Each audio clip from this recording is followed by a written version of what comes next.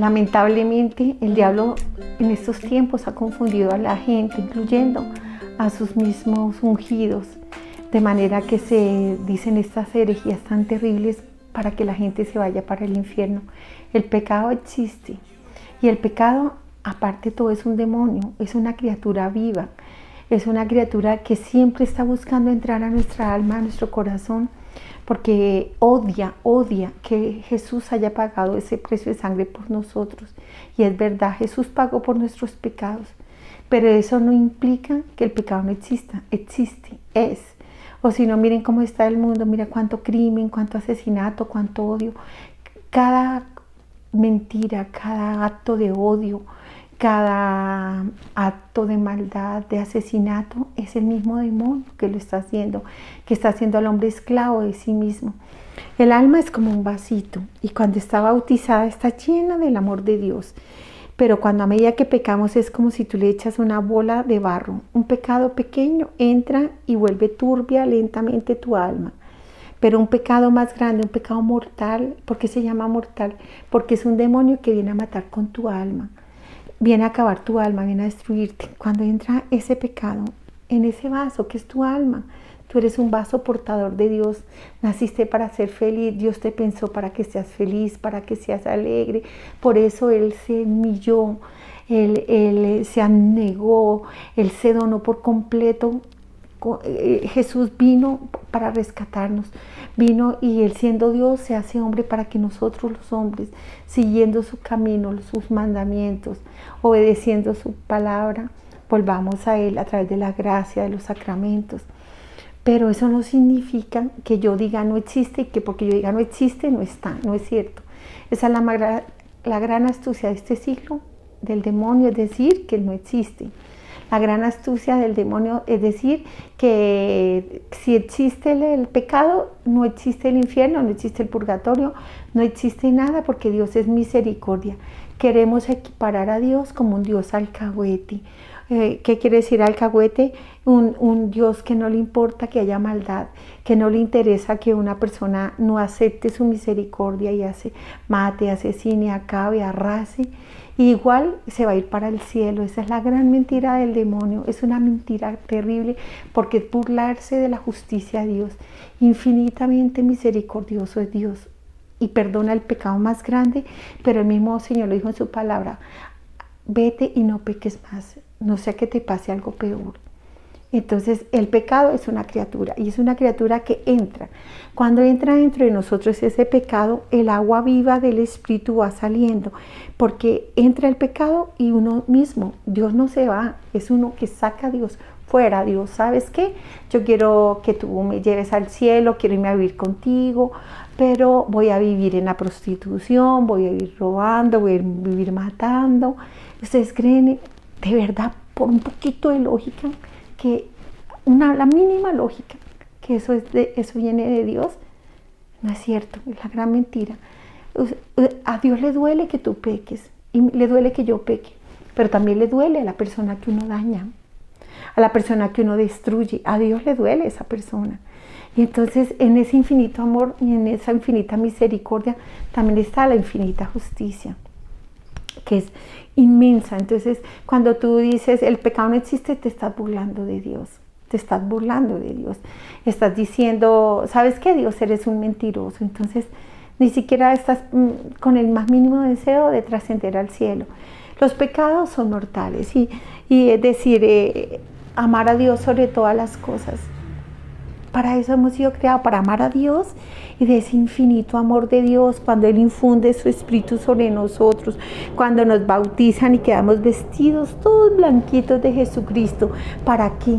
Para tú amar al prójimo, para amarte a ti, para alabar a tu Dios, para hacer ese camino, esa vía donde Dios bajó por ti y tú siguiendo la gracia de Dios, subes a Dios, pero estás mirando, caminando por el mundo, pero mirando a los demás, haciéndole el bien, amándolos, tratando de dar lo mejor de ti para los demás. Y qué es lo más grande y lo más lindo, qué es lo más grande que tú le puedes dar a otra persona. ¿Sabes qué? La salvación. No hay nada, no hay un pan más grande que el pan bajado del cielo.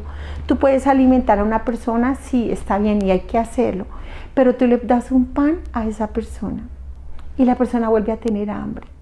Y si le das el pan bajado del cielo, quiere decir, si esa experiencia de tu amor, esa experiencia viva de saber que Dios palpita en tu corazón, que tú eres feliz porque tienes a un Dios que te ama, y cuando caes y pecas, ahí mismo reconoces tu pecado, reconoces con dolor que has fallado, reconoces que has faltado, has traicionado a Dios y has dañado a alguien o a ti mismo, y Dios te levanta porque tienes dolor, porque reconoces que has pecado, y Él te lava con la sangre de su Hijo en la confesión, y el hueco que dejas en tu alma cuando entra el diablo, cuando entra el pecado, cuando tú te confiesas, Jesús arranca esa criatura inmunda que está dentro de ti y queda limpio y libre.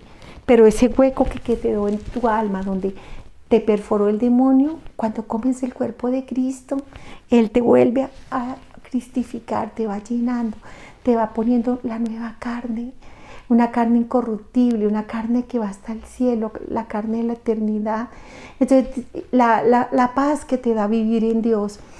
Sí, todos pecamos, es cierto, la palabra lo dice, y caemos, tristemente, es cierto, caemos, pero lo importante de caer, que ojalá no cayéramos, es, no me he caído cuando ya me estoy pidiendo la gracia a Dios y pidiendo el don de volver a Él, y Él me ayuda a levantar, porque Él no quiere hijos derrotados, frustrados, amargados. Él quiere alegría, paz, amor, y eso solo viene quien vive conforme a los mandamientos, quien sigue verdaderamente a Cristo, tiene en cuenta que hay unos mandamientos, que esos 10 mandamientos son el camino de tu felicidad, no es la restricción del no, es la restricción del sí, de la paz, de la alegría, del vivir en Dios, de esa paz que hay en tu corazón que nadie puede tocar. Pero el pecado no da paz.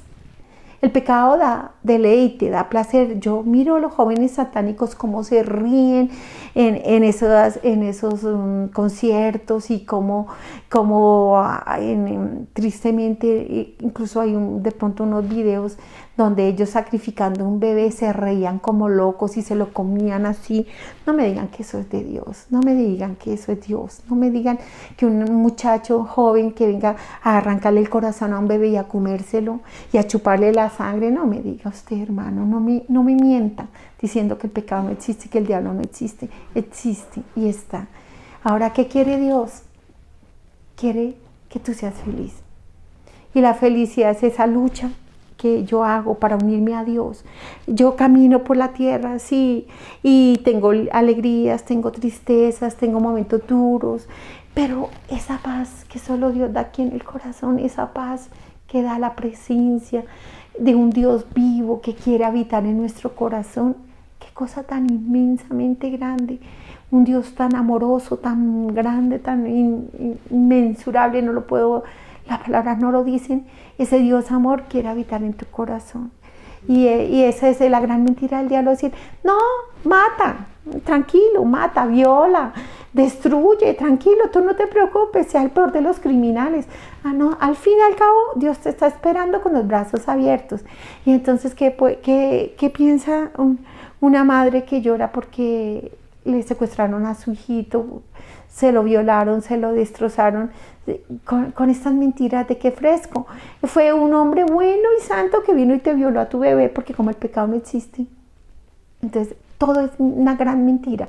Vivimos el mundo de la mentira, vivimos el mundo del demonio, de Lucifer, el príncipe infernal que, gobernando por el poder que le hemos dado con el aborto, ha tomado la mente y la inteligencia del hombre y lo anestesia y le reprograma, y a través de muchos medios de comunicación le reprograma en lo más profundo de su ser, de manera que el hombre ya no le interesa la trascendencia, porque cree que no existe. Cree que vivir en este mundo es gozar, comer, trabajar, comprar, beber, prostituirse, aberrarse, matar y listo. ¿Eso es ser feliz? No, hermano, no es cierto. Todos los pecados son muy dolorosos para Dios, pero el pecado más abominable para nuestro Señor es el aborto. El aborto es lo más infernal donde el hombre ha llegado. Mire, es tan terrible que una mujer a la cual Dios la donó, con esa ternura, con esa capacidad de donarse, de negarse a sí mismo, de ser una mujer abnegada, es decir, que no piensa en sí misma, sino que se hace pequeñita por el bien de los demás y sobre todo para darle la vida a su hijito. No hay nada más grande ni más hermoso que el seno de una madre, ese vientre materno donde esa madre va a alimentar a ese bebecito consigo misma y le va a amar y le va a cuidar. Y esa madre que cuando nace ese bebé, su corazón se agranda por la ternura, se le agranda todo su ser, toda su naturaleza cambia por amar, por cuidar y bendecir y alimentar a ese bebé, llenarlo de sí misma y que esa mujer sabe que cuando le da el seno a su bebé, no solo le está dando leche para su sanación, sino que el Espíritu Santo fluye a través de ese vasito roto que es la mamá. Y el bebé no solo recibe la lechita, sino el Espíritu Santo. Y esa misma mamá a la cual Dios donó con toda esa hermosura de dar vida, de donarse, el demonio la ha tomado de tal manera que tristemente, dolorosamente, se ha convertido en la peor de las asesinas. Ese vientre bendito se ha convertido en el holocausto más terrible, en un cementerio, en una piedra de sacrificio que el diablo usa para los sacrificios del inocente bebé, nuestro propio hijo, por favor, es nuestro propio hijo. Y matar a nuestro propio hijo, es que no existe un pecado más abominable delante de Dios que una madre sea capaz de matar a su tierno bebé, a ese niño que iba a ser el sacerdote santo, la religiosa santa. ¿Saben por qué están desocupados los seminarios y los conventos? Porque el diablo sabe ver qué hombre viene abierto aquí en su corazón o qué mujer viene abierta aquí en el corazón, heridos de amor por Dios. Esa se llama ungidos por Dios. El diablo sabe ver en el vientre de las madres cuáles son los que vienen ungidos y lucha con toda la potencia de su poder maléfico para que esa madre mate a ese bebé. Entonces el aborto es un sacrificio diabólico. Es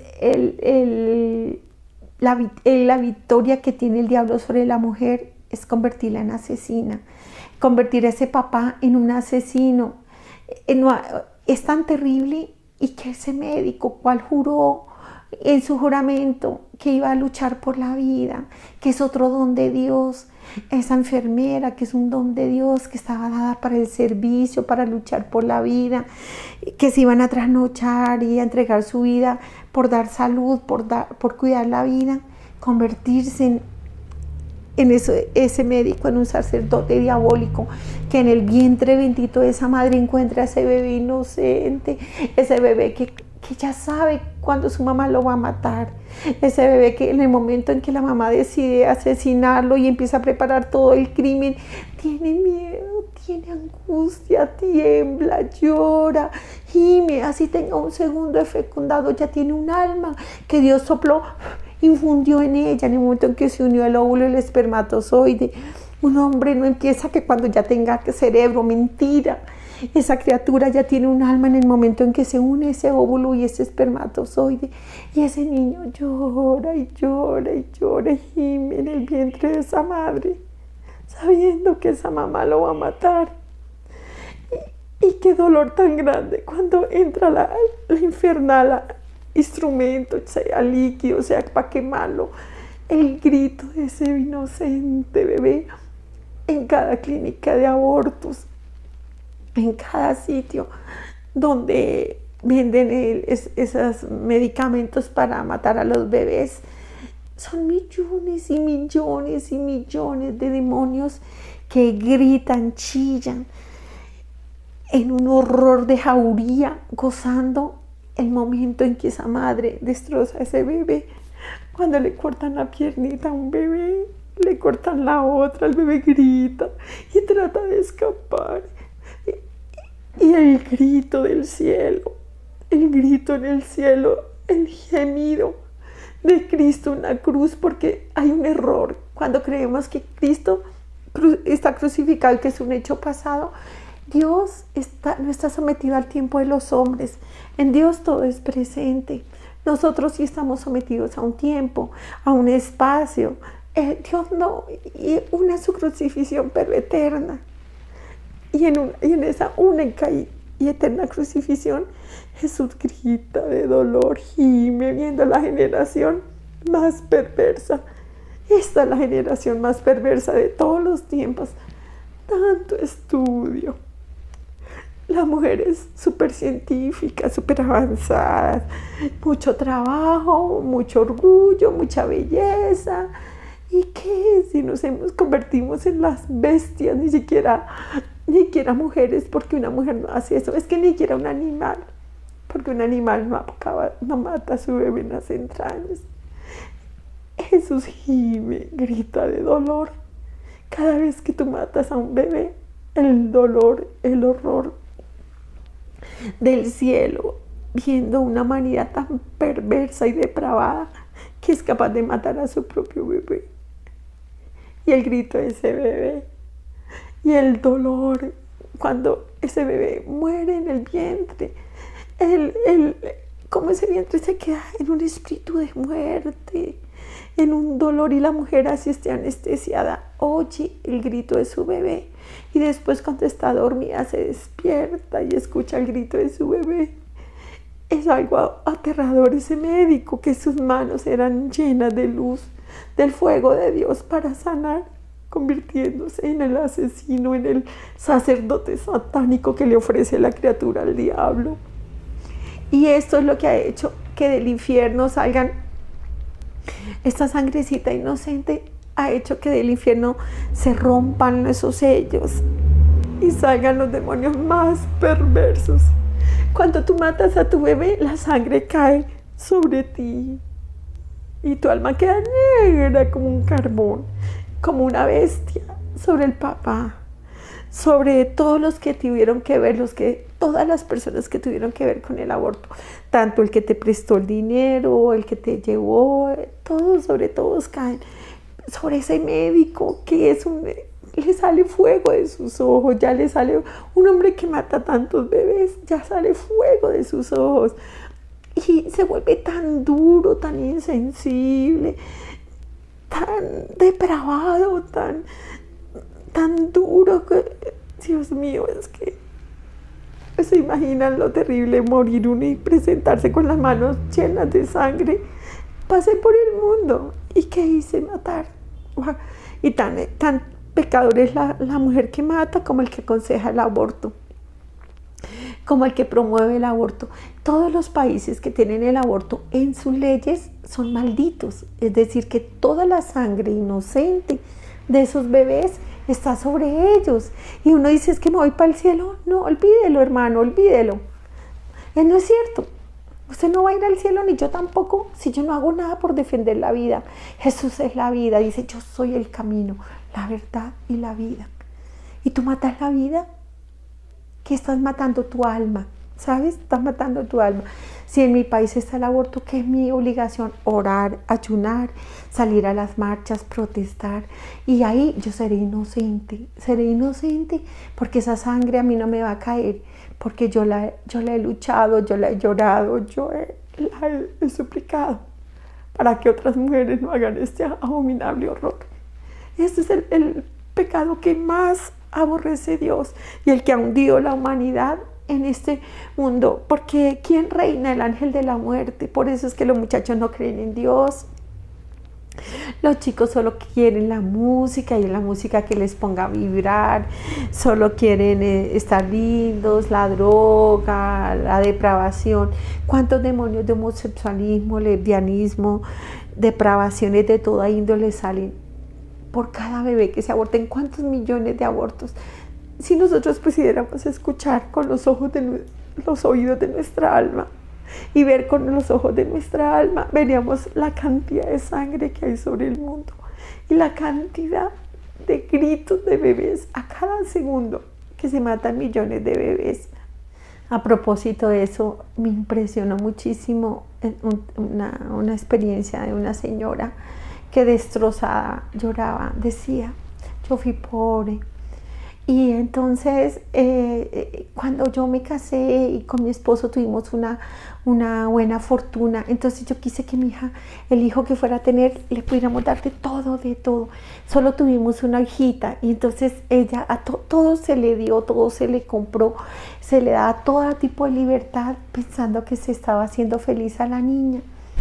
La niña quedó embarazadita porque empezó a vivir una vida muy desordenada desde muy pequeña, del tipo de madre que es capaz de llevar a su niña a que el médico le diga cómo planificar para que sea una promiscua, sin entender que eso no es un derecho a la libre personalidad, sino entregar a su hija a las aberraciones y a la depravación, al pecado, a la muerte, al diablo.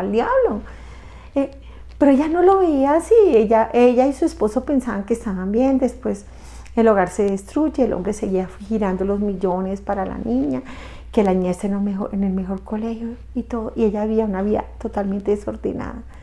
La niña, una vez, después de estar en una orgía, en un bacanal de esos, tomando y andando en un desorden de vida, de promiscuidad, y sale después de consumir droga y todo esto, sale de ese sitio espantosísimo en su carro lujoso, y como iba tan drogada, se accidentó y se mató. Esto para la mujer fue un choque impresionante, y es cuando ella empieza a mirar que ella era una mujer de fe, que en qué momento ella perdió la fe, al sentirse despojada de lo que más amaba, que era su niña. Para ella fue terrible. Entonces ella empieza a retornar a la iglesia, a pedirle perdón a Dios, se confiesa, y una vez que estaba ella en la iglesia y sale a su casa, se le aparece la niña incendiada en llamas y le dice: maldita, te odio, ¿tú crees que te vas a ir para el cielo? Yo misma me voy a encargar que tú no vayas al cielo, ni mi papá va a ir al cielo, porque ustedes no son mis papás. Si hubieran sido mis padres, me hubieran formado. Ustedes nunca me hablaron de Dios. Ustedes simplemente me enseñaron a vivir en el placer, en el deleite, en el tener, y mire, estoy ardiendo en el infierno. Pero mi lucha es que ahorita que estoy ardiendo en el infierno, es que usted no vaya usted no merece el cielo, porque usted me mandó al infierno, porque no me formó, porque no me educó, porque nunca me habló de Dios. Y el que se llamaba mi padre, que no era mi padre, y usted no era mi madre, porque si hubieran sido mis padres, no estaría yo en el infierno, donde odio y los odio, y yo odio todo.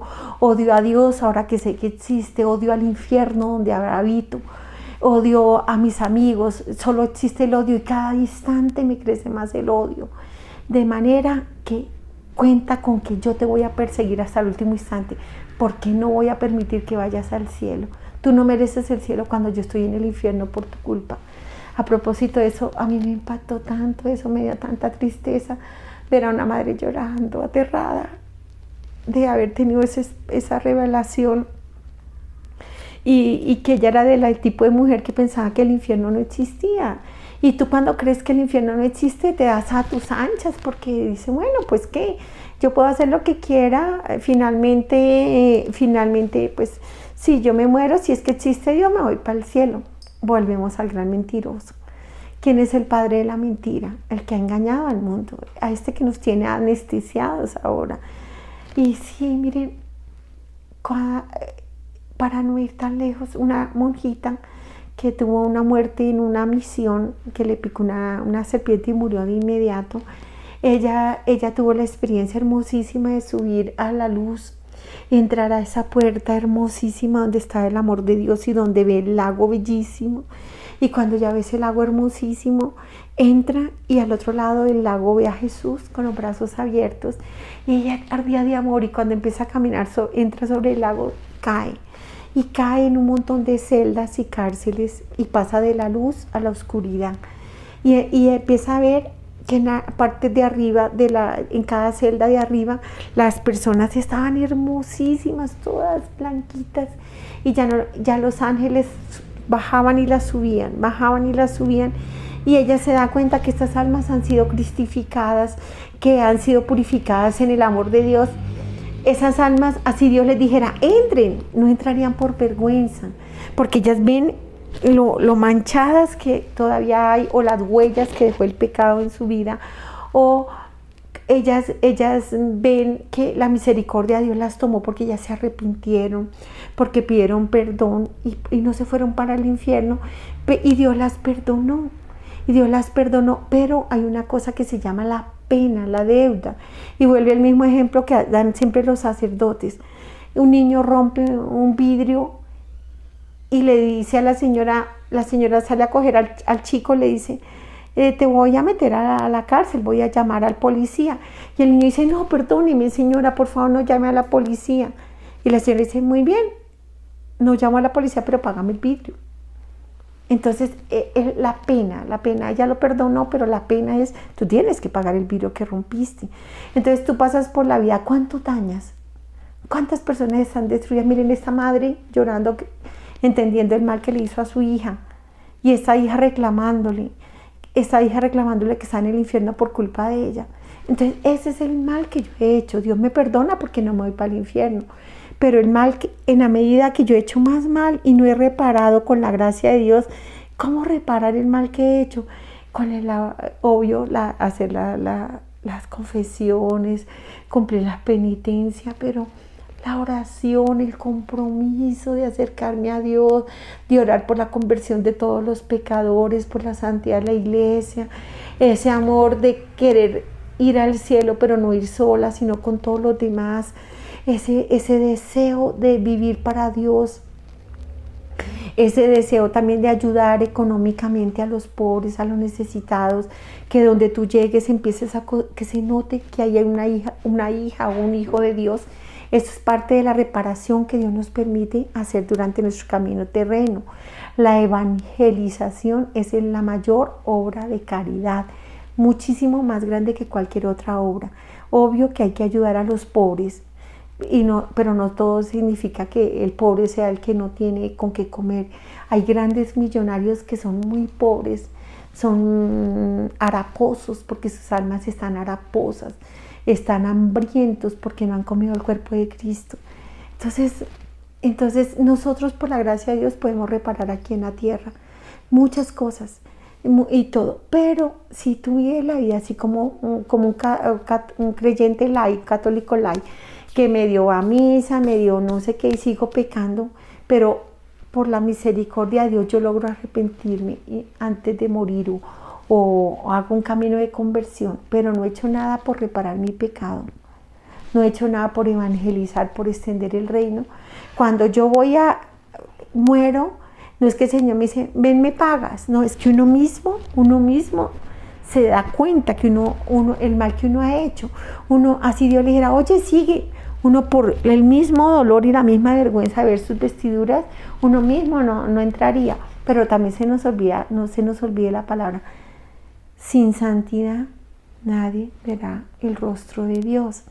Entonces, el purgatorio es lindo, es doloroso. ¿En qué sentido? Que la persona ve el mal que hizo, el bien que dejó de hacer, la palabra de consuelo que no dio, el consejo que no supo dar a tiempo. La persona ve el mal que le hizo a otra persona cuando la habló, cuando lo criticó. Los pecados de la lengua son también muy terribles porque la lengua mata, destruye, arrasa. Entonces, pero yo no me fui al infierno porque me arrepentí, Dios me perdonó, pero en la medida que ya más mi cuerpo está cargado de todo ese pecado, más abajo voy a dar.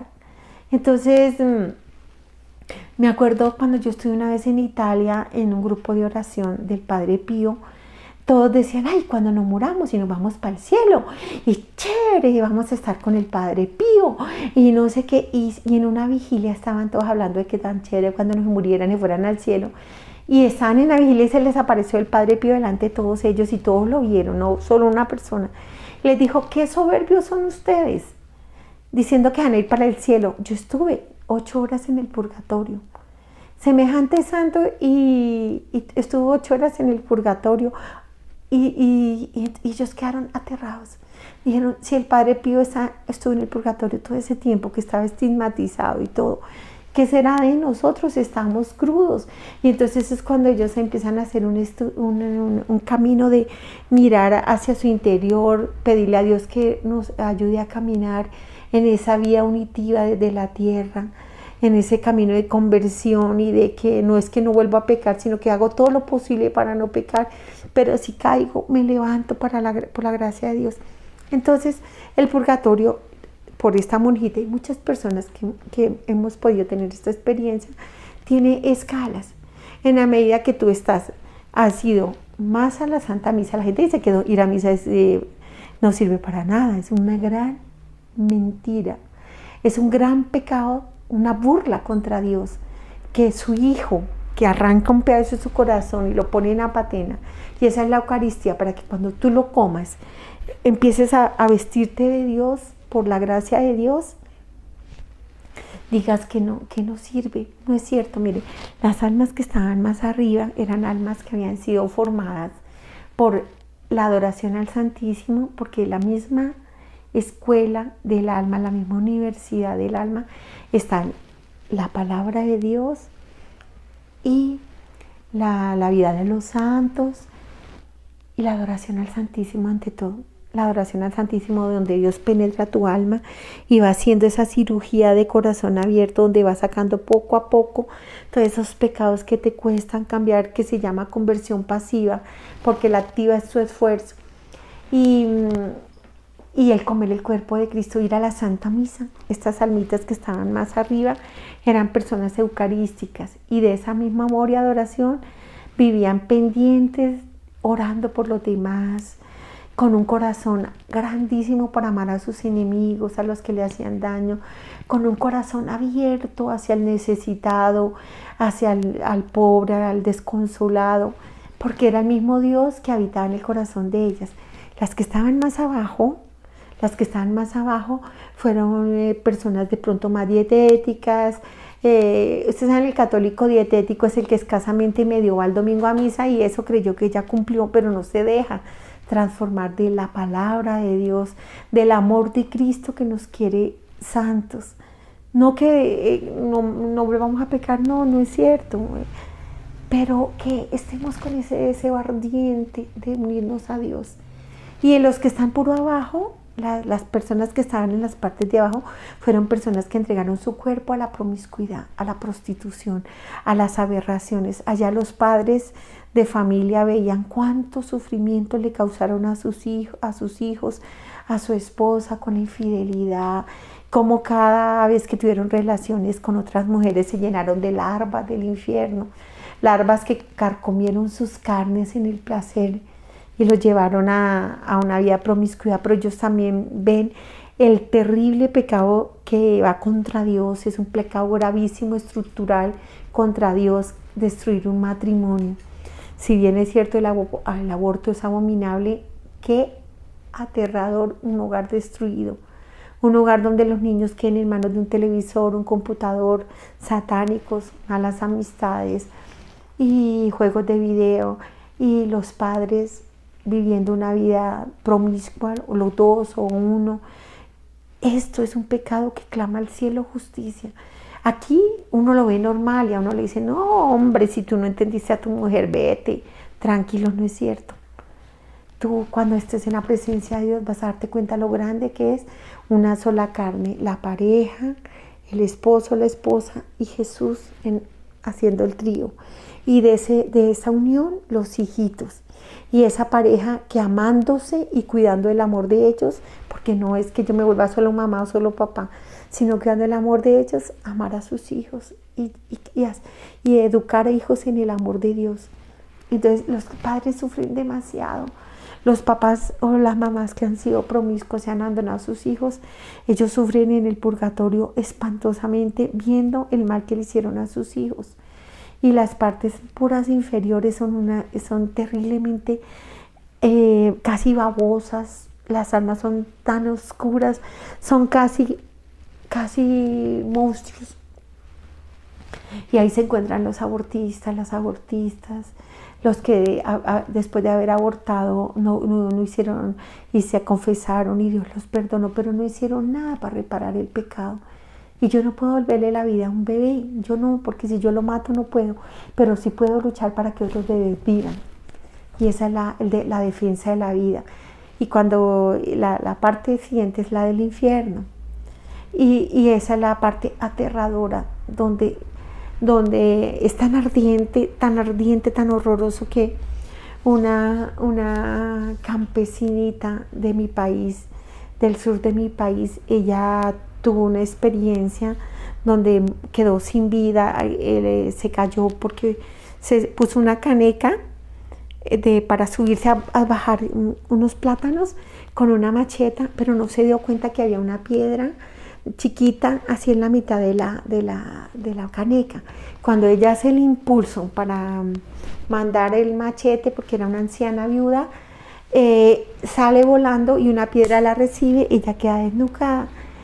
Ante el grito los vecinos van y la recogen, la llevan a la morgue y ella tiene una experiencia de que cuando ella muere, ella, obvio, habla en sus términos, que vio una luz hermosísima que me subió y cuando me iba acercando a ese amor inmenso, su palabra era, se abrió una bocota, pero ya dejó, fue una jeta, porque es la manera como se le dice jeta en algunas partes de mi país, se abrió una jetota y me chupó y me jaló y me hundí pasé por un montón de cárceles y luego llegué a una boca horrible donde rugió esa boca y se abrió, y cuando yo voy a irme de cabeza me coge de San Miguel y me sostiene en esa boca y salían demonios que me jalaban y me chupaban y me quemaban y gritaban que me soltaran porque yo ya era de ellos, el terror que sentía.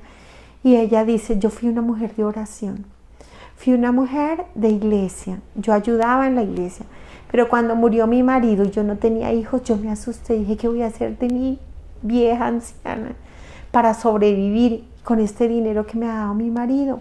Y entonces ella dice, ya sé qué voy a hacer, voy a empezar a prestar dinero al interés, y se volvió una agiotista, es decir, una prestamista con unos intereses fuertísimos, y ella, donde la veían a la abuelita, no se dejaba robar un solo peso, ni un peso se dejaba quitar.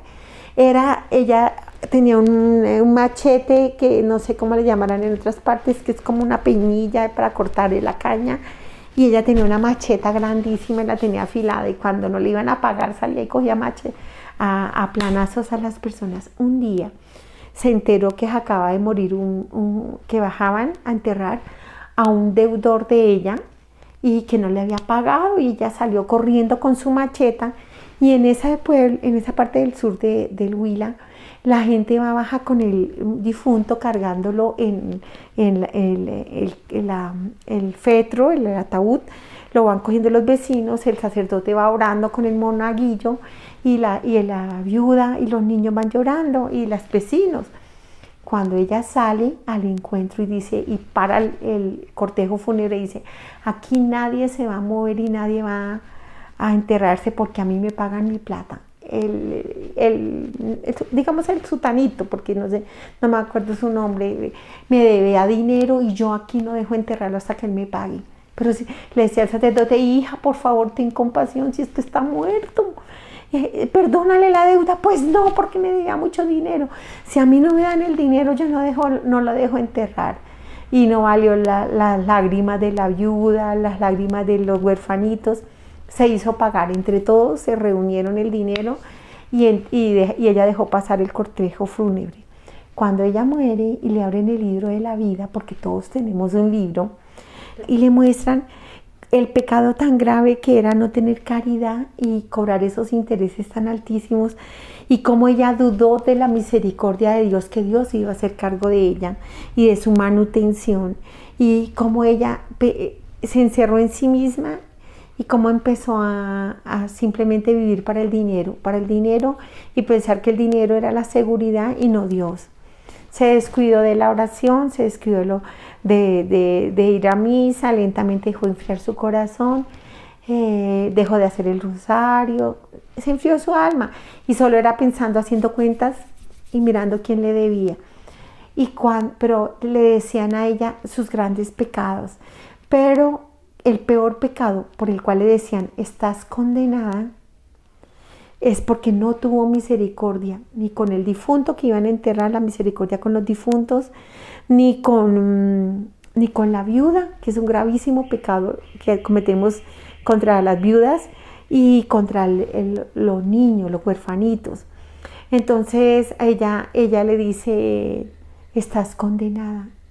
Y los demonios pegan ese chillido felices y se botan a pegarse. La gente de San Miguel la coge, se baja con su mano, y solo así sale como si fuera un rayo de luz, de agua, de amor de su mano, y se abre la puerta del infierno. Cuando se abre la puerta del infierno salían esas llamotas espantosísimas, se oía el alarido de las personas, como se odiaban, como gritaban de odio. Decía ella que lo más aterrador era ver cómo el odio ardiente quemaba a esas personas, las devoraba. Un odio que devoraba, que ardía, el mismo odio ardía. Y entonces había una celda de fuego y le decía, allá dice San Miguel, ahí es donde van las personas que no tienen caridad ni misericordia, los agiotistas. Y le dice, esa va a ser tu morada eterna, le señaló San Miguel.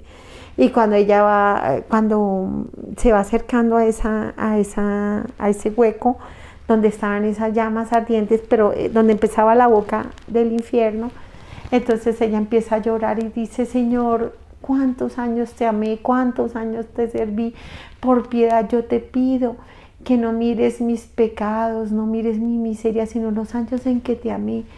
Y entonces ella en ningún momento se había reconocido pecadora. Su mayor pecado era pensar que el infierno no existía, que el diablo no existía, y que finalmente ella no estaba pecando, porque es que una cosa gravísima que nos pasa a nosotros es que pensamos que nosotros no pecamos, que somos buenos y que todo está bien. Ella pensaba que ella era buena, ella pensaba que ella no estaba pecando con defender su dinero, era su derecho. Entonces la manera como el demonio entreteje esto, solo cuando ella va hacia abajo es cuando ella reconoce que sí pecó. O sea, es una astucia donde el demonio nos entreteje de una manera que toma nuestra inteligencia y nuestro entendimiento, nos pone una ceguera espiritual, una sordera espiritual, de manera de que sentimos que estamos bien y nadie nos convence de que lo que estamos haciendo estamos mal. Pero entonces la campesina, cuando la devuelven a la parte planita, le dicen, vas a volver, tu segunda oportunidad se te va a dar, pero no por ti, y le muestran en ese instante la viuda y los niños llorando y orando, pidiendo misericordia a Dios, los niños a los cuales les hizo daño ella. Y cuando no dejaron enterrar al papá, ellos estaban orando con él, y eran muy pobres, orando con él. Nadie se imagina lo que hace la oración de un humilde. Uy, eso estremece el cielo, la oración de un humilde. Y ellos estaban orando por la campesinita. Entonces le dicen, vuelves por ella, por ellos, por la viuda y los niños, y porque todos los de esa vereda, todos estaban unidos en oración, suplicándole perdón a Dios por esa campesina, y están ofreciendo sacrificios, visitas a santuarios, están ofreciendo ayunos, bueno, están todos orando por ella. Entonces, para resumir un poco ella vuelve, casi mata del susto a los de la morgue.